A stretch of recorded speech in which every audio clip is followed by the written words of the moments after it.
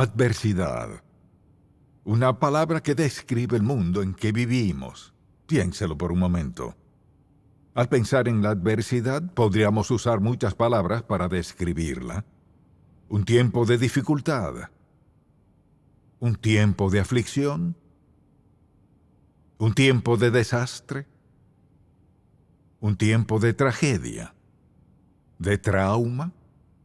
De crisis. De pruebas. Un tiempo de tristeza. Aflicción. Sufrimiento. Dolor. Lamento. Pérdida. Por donde veamos, eso es lo que está pasando. Este es un tiempo terrible de gran adversidad para el mundo entero. Donde sea que señalen el mapa, verá gente que enfrenta toda clase de pruebas. Y al pasar por una prueba y por adversidad, ¿cómo reacciona usted? ¿Se queja? ¿Le pregunta a Dios qué sucede? ¿Por qué me tratas así? ¿Cómo reacciona ante la adversidad que enfrente? Estos momentos de prueba, dificultad, penas y cargas que no podemos explicar del todo. Al tratar de decirle a alguien lo que está pasando, solo dice que está batallando.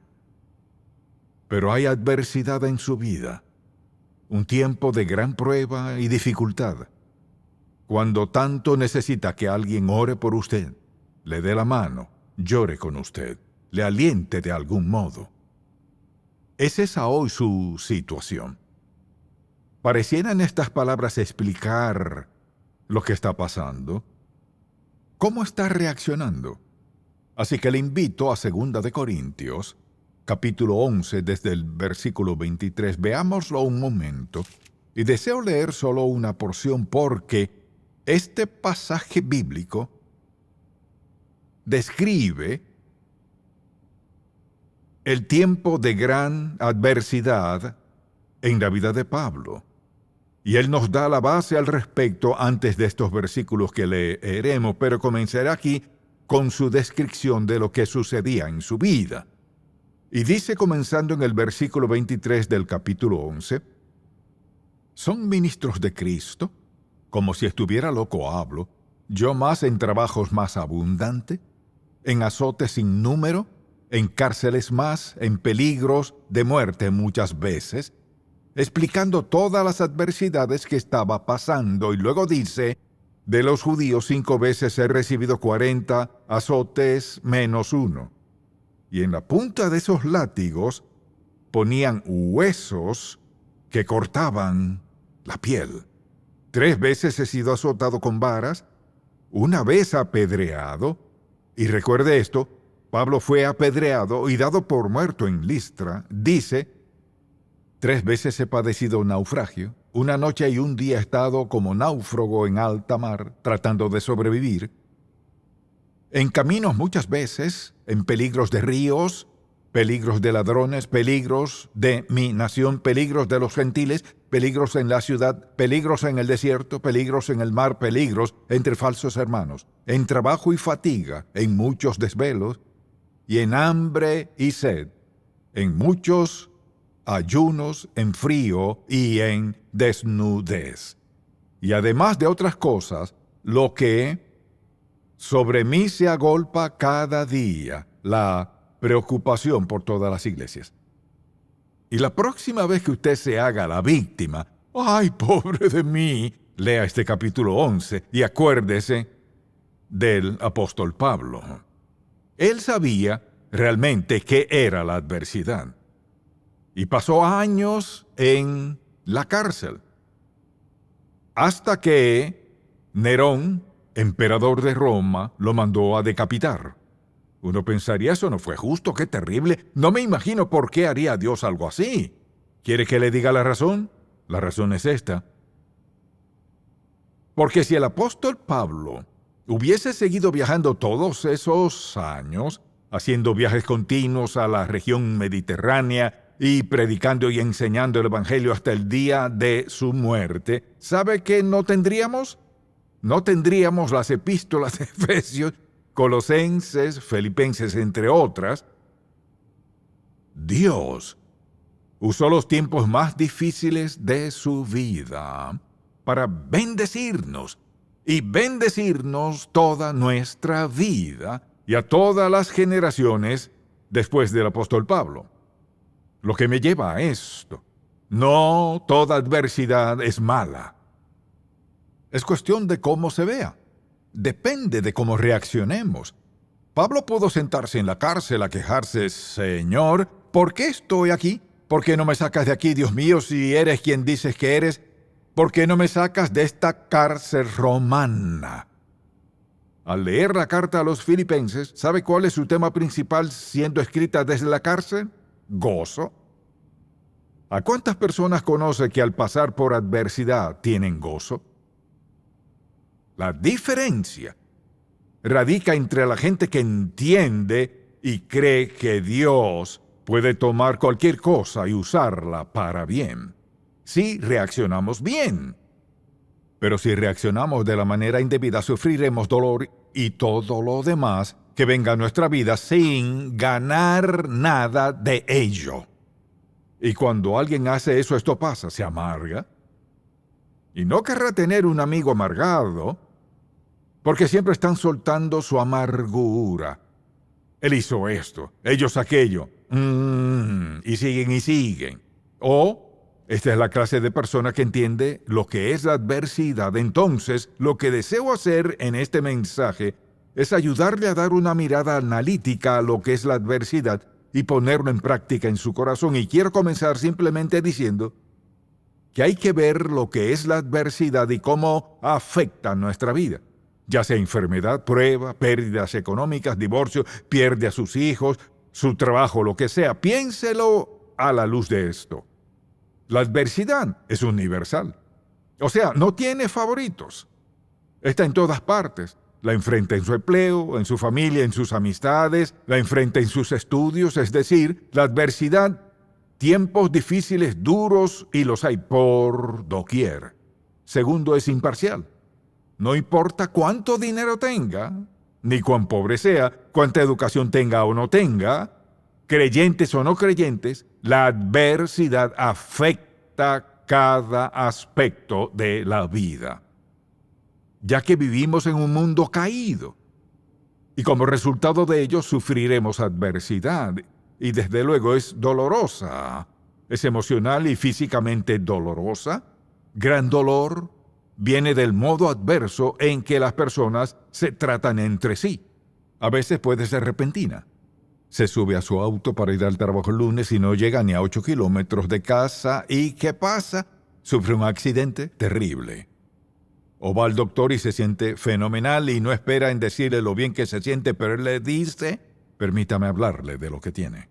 Y sale lleno de sentimientos de adversidad, preguntándose por qué Dios está haciendo eso. Y a veces es prolongada. Dura años y años y años, y creo que es más difícil la adversidad para quienes han estado enfermos por años y años.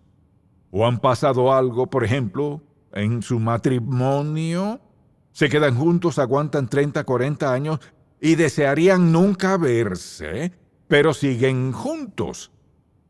Pero es un matrimonio infeliz y sienten que no deberían separarse ni divorciarse, así que ahí siguen.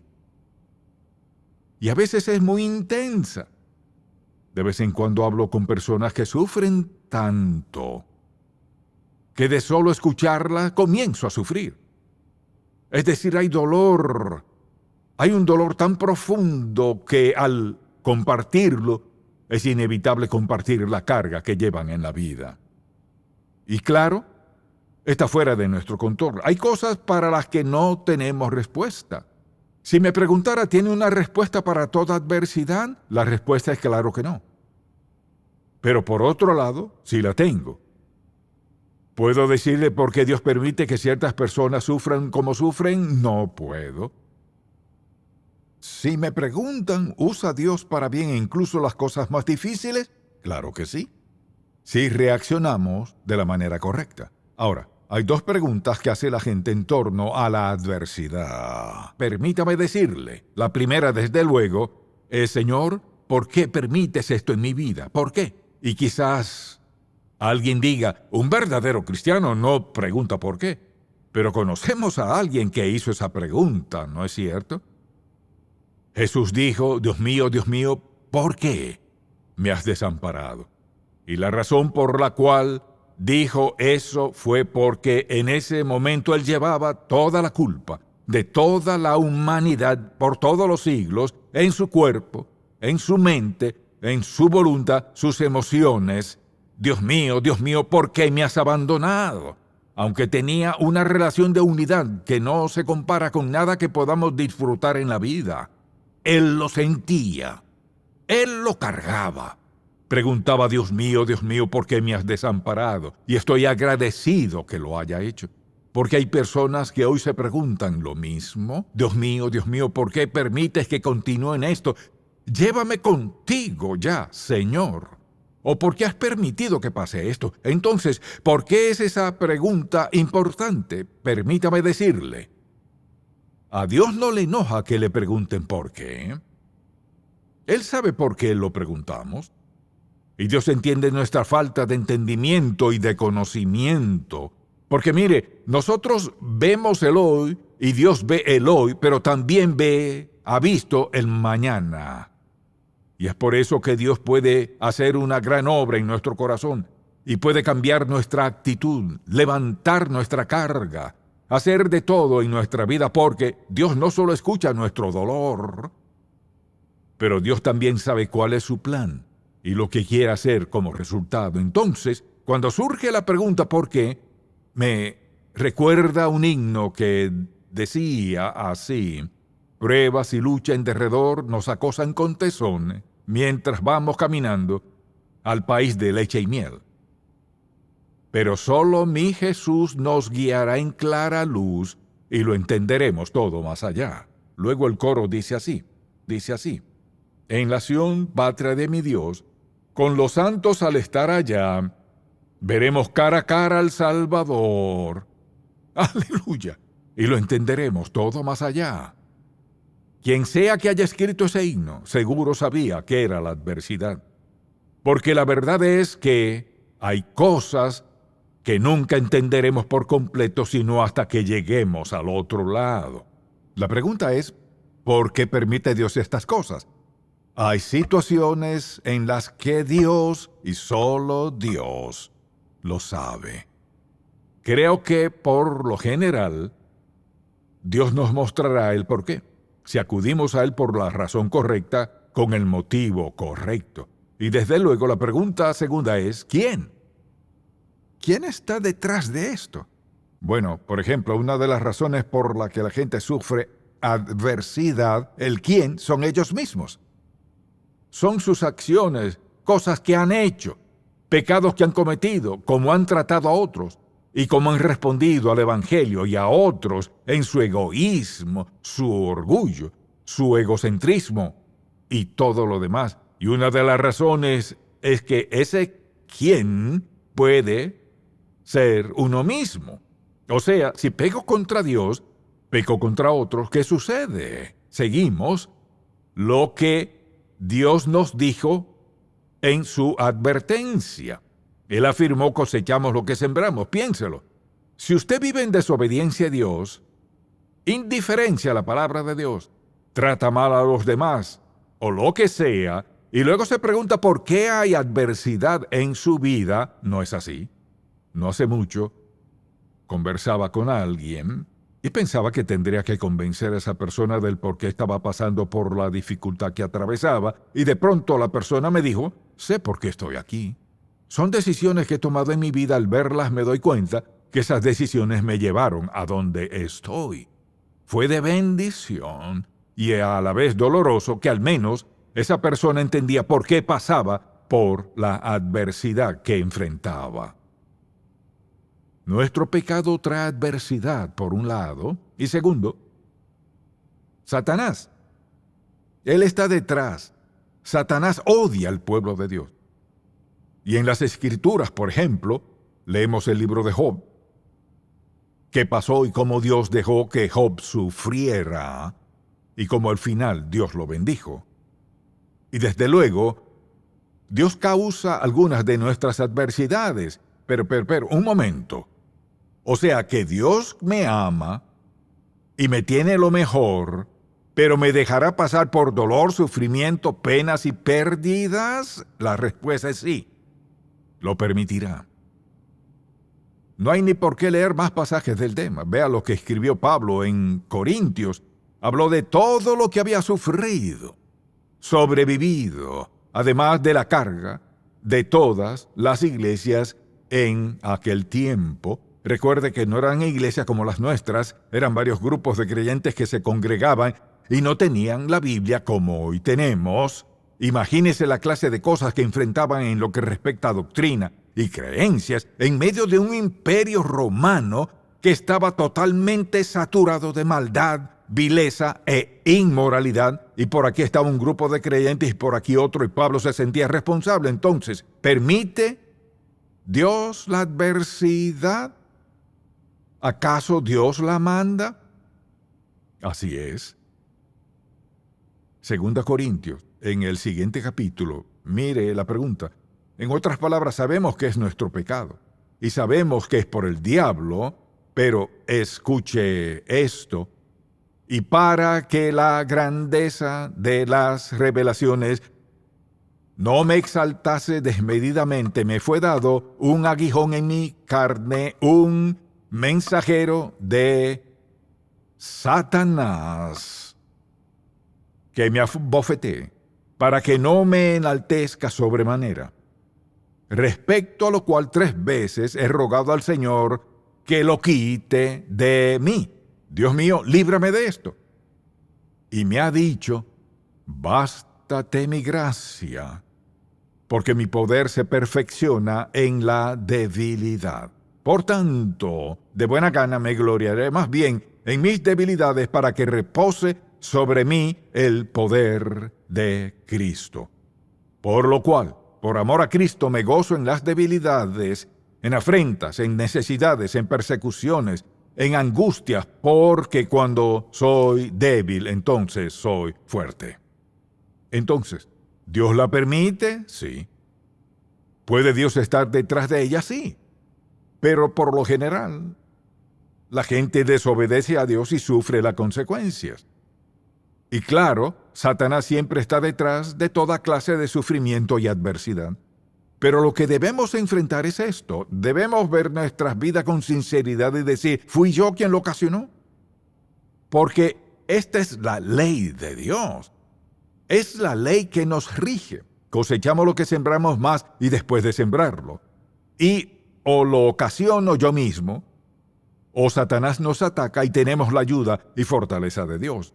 O quizás sea algo que Dios quiere hacer en nuestra vida y podemos enfrentar bien la adversidad si estamos dispuestos a eliminar todas las excusas y decir, Señor, ¿cuál es tu propósito? Mire, si se recuerda esa lista de las adversidades de Pablo, todo lo que él pasó y Dios no se lo quitó, pero Pablo se rindió a Dios hasta que el Señor le mostró, estoy haciendo algo en tu vida para protegerte.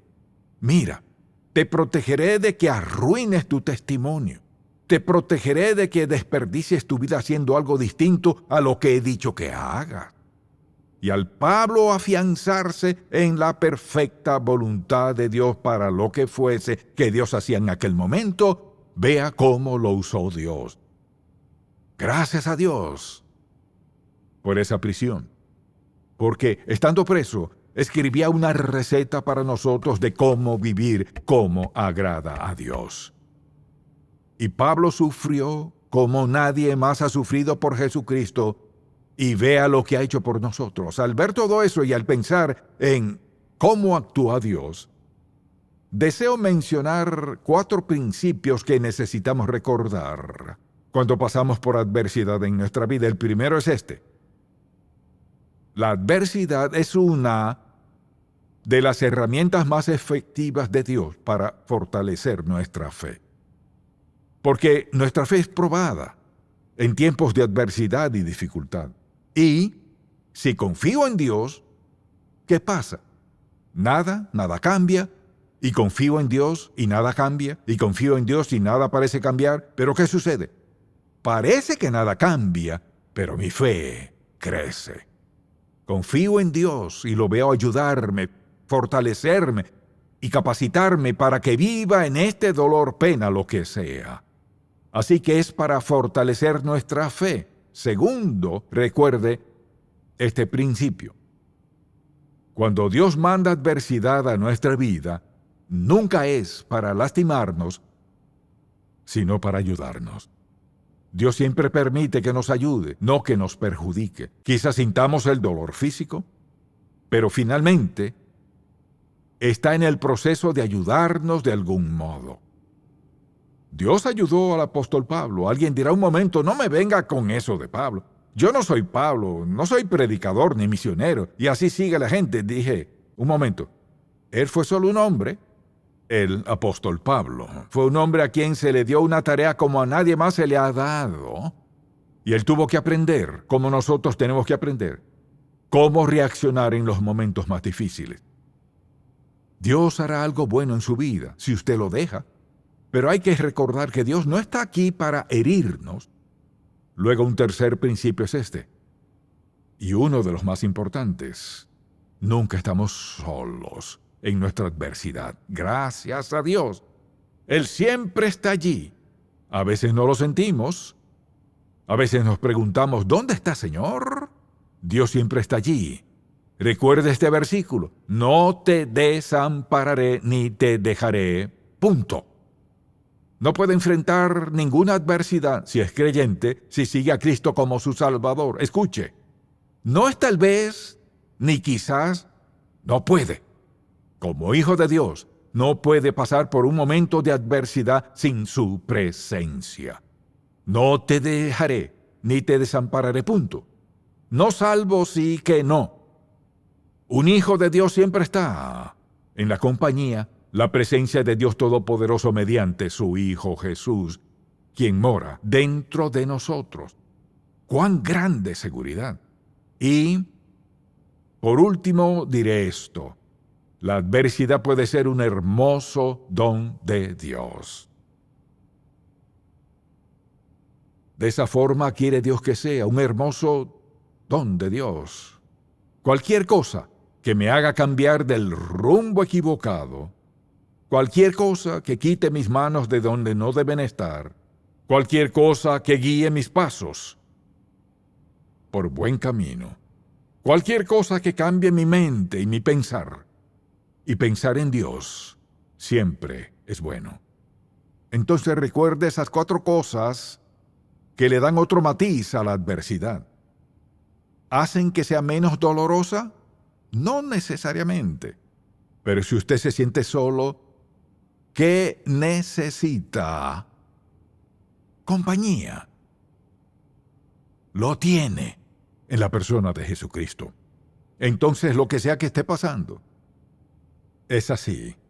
A veces pienso: Señor, aquí vamos. Toma mi mano, Señor, aquí vamos, lo veo venir.